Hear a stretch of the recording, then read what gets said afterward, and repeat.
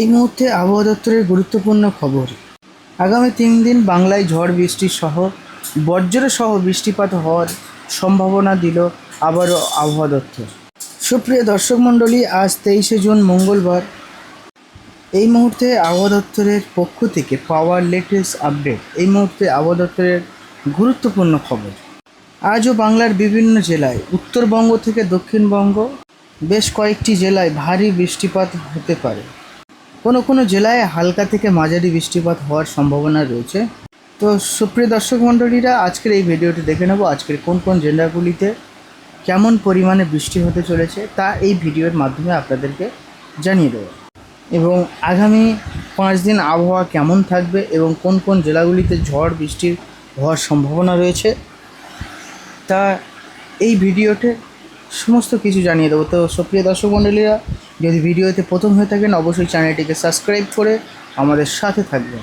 আজকে সকাল থেকে দেখা যাচ্ছে দক্ষিণবঙ্গের আকাশ একেবারেই পরিষ্কার, যেহেতু ভোর সকাল থেকে আবহাওয়া একটু মেঘলা থাকলেও বেলা বাড়তেই কিন্তু আকাশ পরিষ্কার।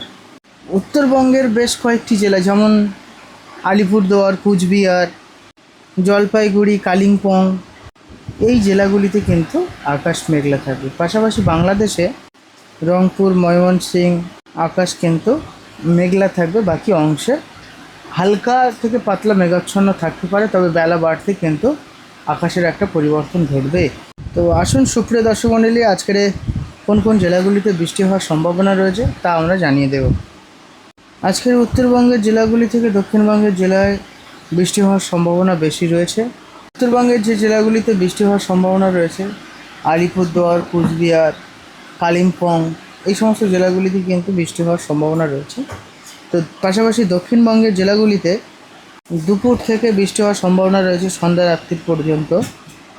একেবারে বাংলাদেশ অনুকূলে যে সীমানাবর্তী ঘরবাড়ি রয়েছে এবং এলাকা জুড়ে সেখানেই বৃষ্টি হওয়ার সম্ভাবনা লক্ষ্য করা যাচ্ছে, যেমন আজিমগঞ্জ, বেলডাঙ্গা, বহরমপুর, দমকল, করিমপুর, পাশাপাশি কৃষ্ণনগর, শান্তিপুর, চাকদাহ, চন্দ্রকোনা, বলতো, পাশাপাশি কলকাতা, বারুইপুর, জয়নগর, গোসবা, নামখানা, হিমলগঞ্জ, দীঘা, কাঁথি, বেলতা, তমলুক এই সমস্ত এলাকাগুলিতে কিন্তু আজকের বিকাল থেকে সন্ধ্যা রাত পর্যন্ত বৃষ্টি হওয়ার সম্ভাবনা লক্ষ্য করা যাচ্ছে।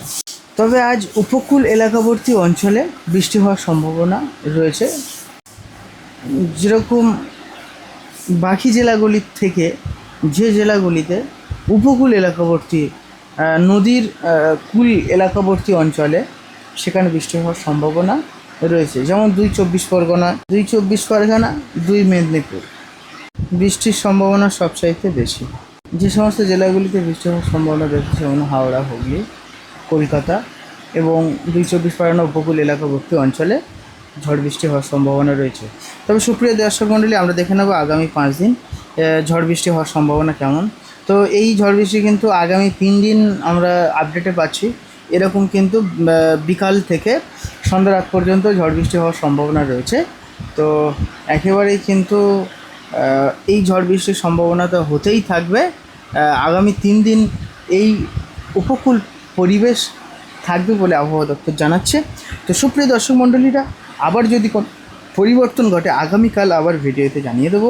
আপনারা যারা ভিডিওটা দেখেছেন সবাইকে বলবো, আপনারা কোন জেলা থেকে দেখছেন সেই জেলাটা আমাদের কমেন্ট বক্সে জানাবেন, তাহলে আপনার জেলার ওয়েদার আবহাওয়া দপ্তর কেমন থাকছে আমাদের জানাতে সুবিধা হবে।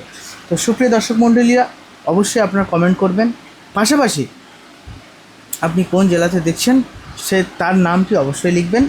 এবং আগামী 3 দিন কিন্তু ওয়েদার সেম থাকবে। ভোর সকাল থেকেই কিন্তু একটা মানে মেঘলা আকাশ দেখা গেলেও কিন্তু সময়ের সাথে সাথে কিন্তু সেটি আবার পরিবর্তন ঘটবে। একদম সময়ের সাথে সাথে দুপুরের পর থেকে বিকালের পর থেকে সন্ধ্যা রাত পর্যন্ত বজ্রসহ বৃষ্টি হওয়ার সম্ভাবনা রয়েছে। তো এই ছিল আজকের আবহাওয়া দপ্তরের খবর। আগামীকাল যদি কোনো পরিবর্তন ঘটে আবারও আপনাদের জানিয়ে দেবো। ততক্ষণ ভালো থাকবেন, সুস্থ থাকবেন। দেখা হচ্ছে আগামীকালের ভিডিও নিয়ে।